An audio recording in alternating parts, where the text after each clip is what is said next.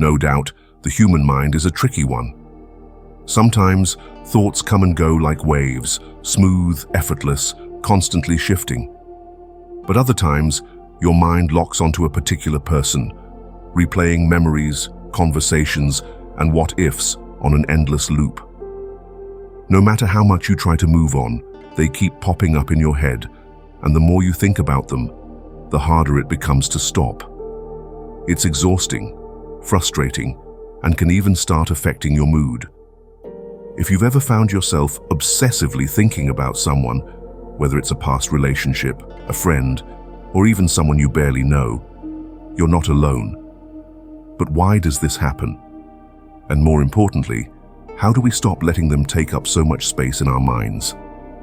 Let's unpack the psychology behind this and find out how we can take back control of our thoughts.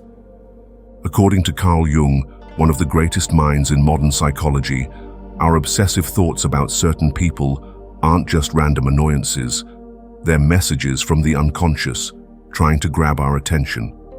Jung believed that the things we can't stop thinking about often point to unresolved emotions, hidden desires, or parts of ourselves we haven't fully acknowledged.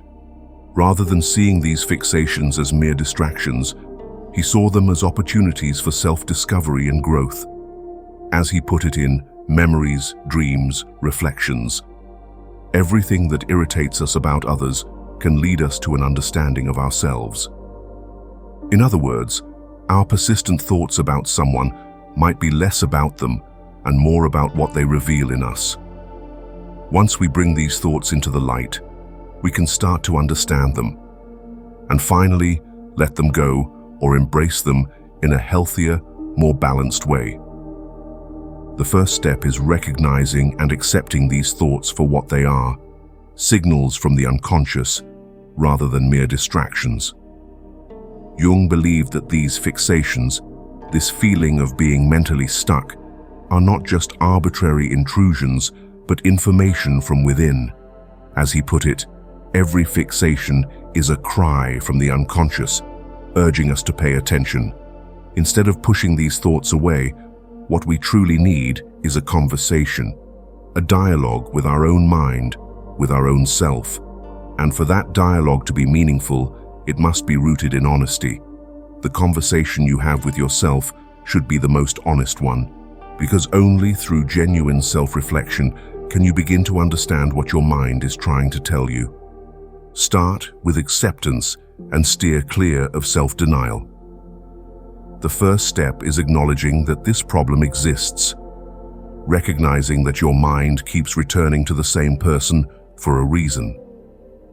Instead of resisting or suppressing these thoughts, face them with honesty. Tell yourself, this is happening, and I need to understand why. Only by accepting their presence can you begin to find your way through them and work toward a solution that brings clarity and peace. Carl Jung speaks about the hidden shadow within us, the part of ourselves that we suppress, ignore, or refuse to acknowledge. The shadow holds our deepest fears, insecurities, and unexpressed emotions, but also aspects of our personality that we have not yet fully integrated. Jung believed that ignoring the shadow only gives it more power over us, causing it to manifest in unhealthy ways, such as obsessive thoughts or emotional turmoil.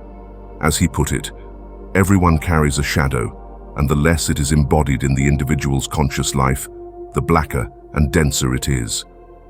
The more we deny or repress certain feelings, the stronger their hold on us becomes. Instead of pushing these thoughts away, Jung encouraged us to face them head-on, to explore what they reveal about our inner world.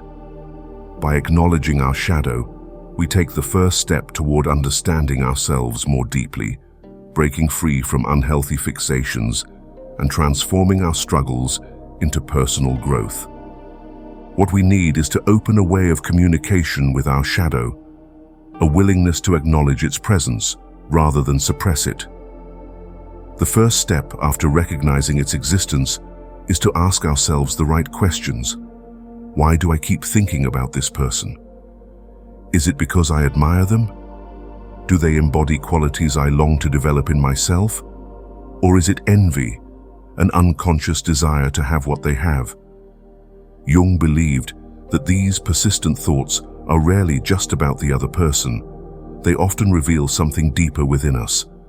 By honestly exploring these questions, we can uncover the true reasons behind our fixation and begin to understand what our mind is trying to tell us. This process will open the door to a deeper understanding of yourself. You'll begin to see the difference between obsession and genuine love, between fixation and admiration. If you truly like someone, your mind will make it clear. But instead of feeling stuck, you'll be able to acknowledge it and think about what comes next. Are you ready to take the next step?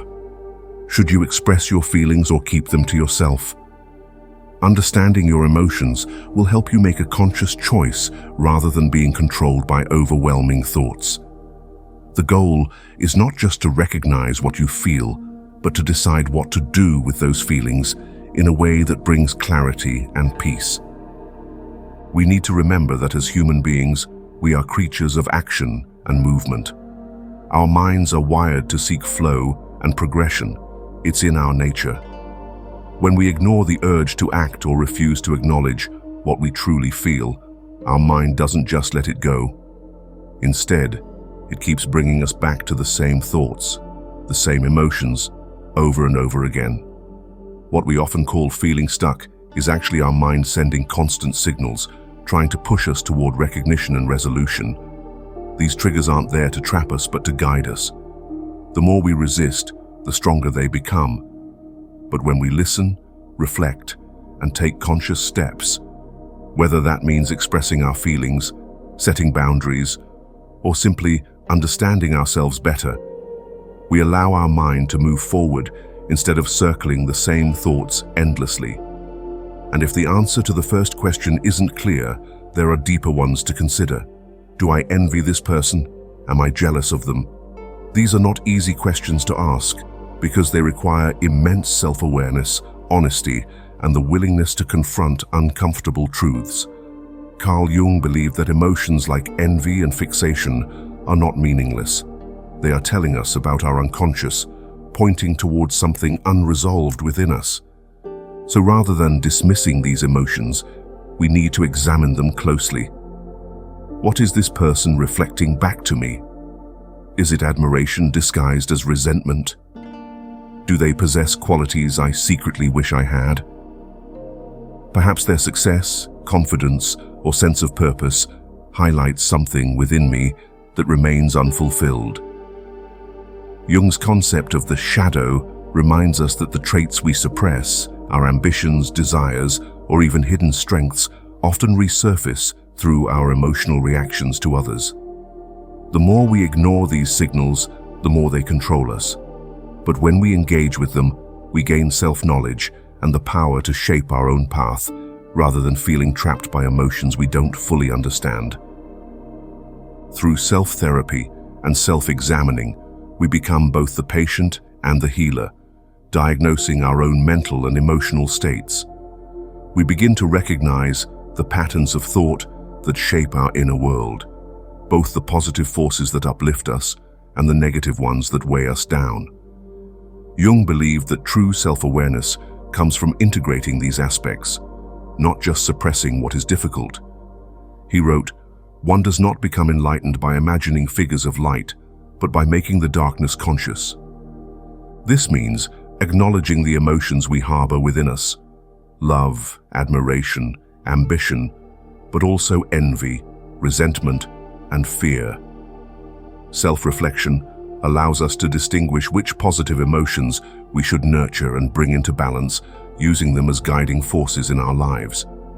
At the same time, we must confront the destructive emotions that hinder us. Some of these need to be understood and redirected. Others need to be purged entirely, not through forceful denial, but through awareness and transformation. Jung's concept of individuation, the process of integrating the conscious and unconscious mind, teaches us that ignoring our negative emotions does not make them disappear. In fact, what we suppress gains even more power over us.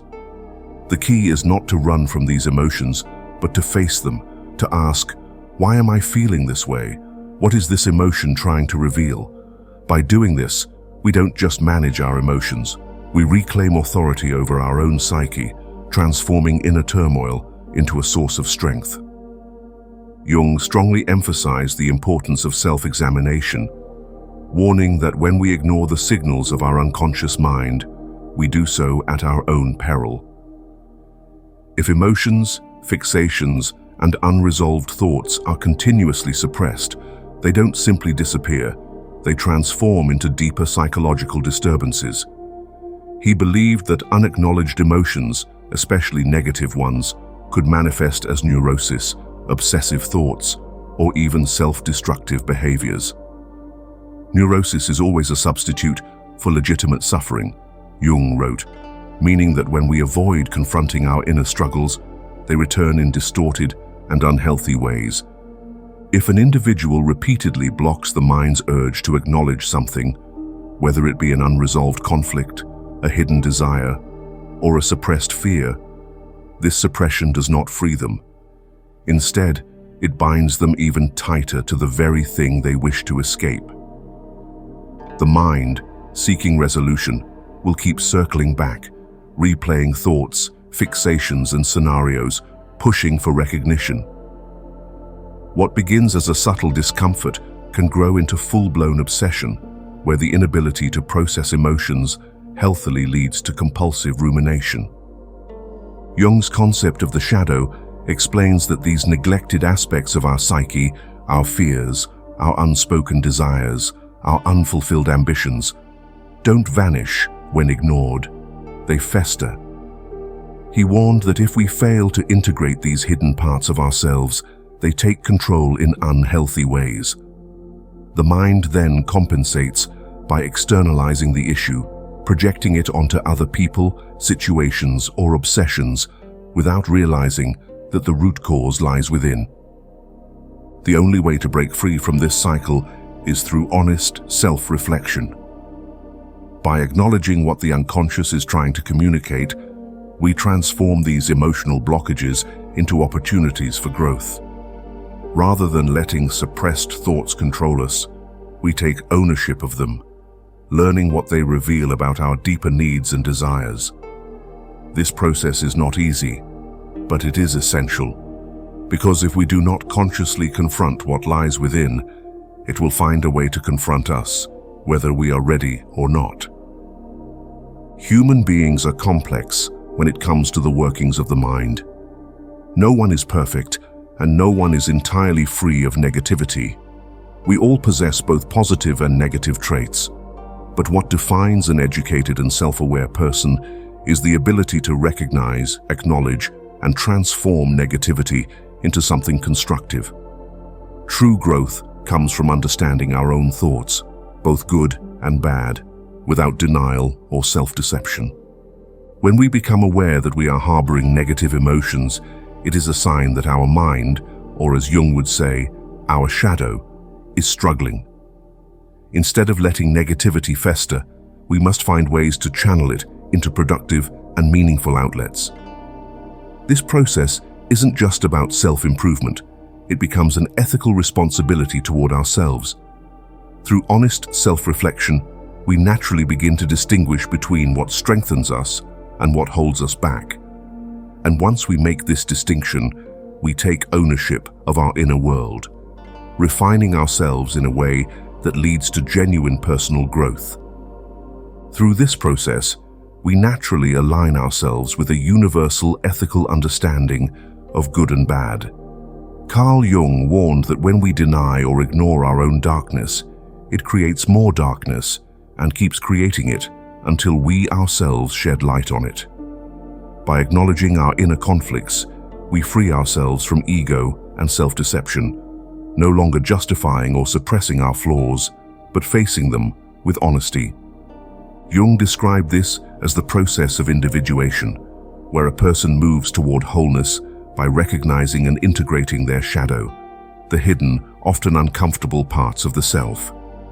Instead of being consumed by envy, resentment, or negativity, we begin to engage in an internal dialogue, becoming both the student and the teacher of our own mind.